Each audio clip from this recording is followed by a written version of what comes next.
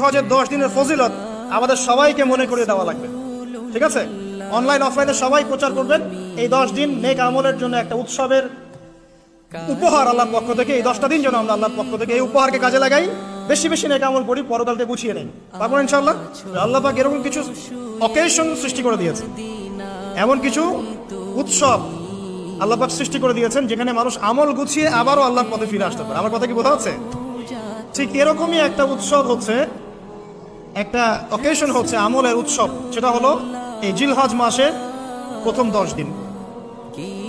এই জিলহজ মাসের প্রথম 10 দিন সম্পর্কে আল্লাহ পাক সূরা ফজরের মধ্যে শপথ করেছেন, ওয়াল ফাজরি, ফজরের কসম, ওয়া লায়ালিন আশর, এবং এই 10 রাতের কসম। এই 10 রাত বলতে এখানে জিলহজ মাসের এই 10 দিন এবং 10 রাতকে বোঝানো হয়।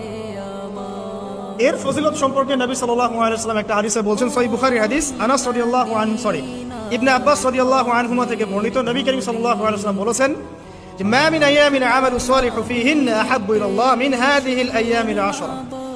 আল্লাহ পাকের কাছে এই 10 দিন অর্থাৎ জিলহজ মাসের প্রথম 10 দিনের নেক আমল যত বেশি প্রিয়, আল্লাহর কাছে জিলহজ মাসের প্রথম 10 দিনের নেক আমল যত বেশি প্রিয়, অন্য কোনো আমল এত বেশি প্রিয় না। অন্য কোন আমল, এটা বুঝতে গিয়ে সাহাবায়ে কেরাম প্রশ্ন করছেন, ক্বালু, তারা বলছেন, ইয়া রাসূলুল্লাহ, হে আল্লাহর রাসূল, বলুন সাল্লাল্লাহু আলাইহি ওয়াসাল্লাম, ওয়ালাল জিহাদু ফি সাবিলিল্লাহ, আল্লাহর পথের জিহাদও কি নয়? আমরা তো জানি ইসলামের সর্বোচ্চ চূড়া হচ্ছে আল্লাহর পথের জিহাদ। তো নবী সাল্লাল্লাহু আলাইহি ওয়াসাল্লাম বলছেন, ওয়ালাল জিহাদু ফি সাবিলিল্লাহ, আল্লাহর পথের জিহাদও নয়, আল্লাহর পথের জিহাদও নয়, ইল্লা, তবে ওই ব্যক্তির কথা ভিন্ন, রাজুলুন খারাজা বিনাফসিহি ওয়া মালিহি ফালাম ইয়ারজি মিন যালিকা বিশাই, কোন একজন ব্যক্তি যে তার জান এবং তার মাল নিয়ে আল্লাহর পথে বেরিয়ে গেছে, তারপরে কোনো কিছু নিয়ে সে ফিরে আসতে পারে নাই, মানে সে শহীদ হয়ে গেছে, এই ব্যক্তির কথা ভিন্ন। কিন্তু অন্য যে কোনো দিনের আমলের চাইতে এই 10 দিনের নেক আমল আল্লাহর কাছে সবচেয়ে বেশি প্রিয়। তাহলে আমরা বুঝতে পারলাম, আমরা যে 10 দিনে এখন বসবাস করছি, জিলহজ মাসের আজকে কয় তারিখ?